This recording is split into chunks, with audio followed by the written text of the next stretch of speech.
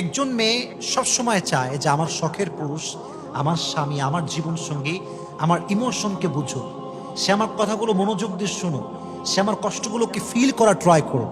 এটা যদি আপনি করতে পারেন, আপনার স্ত্রীকে যদি আপনি মনোযোগ দিয়ে শুনতে পারেন, তার ইমোশনস, তার ফিলিংস, তার কষ্ট, তার অনুভূতি যদি আপনি এটা কনসেন্ট্রেশন দিয়ে শোনেন, আপনার স্ত্রীর হৃদয়ে আপনার জন্য ভালোবাসা ঢুকাই দিবে। একজন আওয়াজ দিয়ে বলেন, তিনি কে?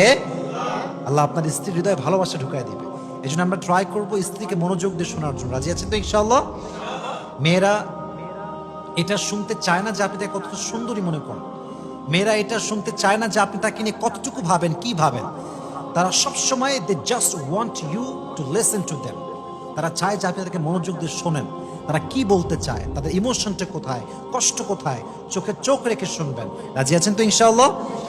আল্লাহ আমাদেরকে স্ত্রীর যত্ন নেওয়ার তৌফিক দান করুন। সকলের পড়া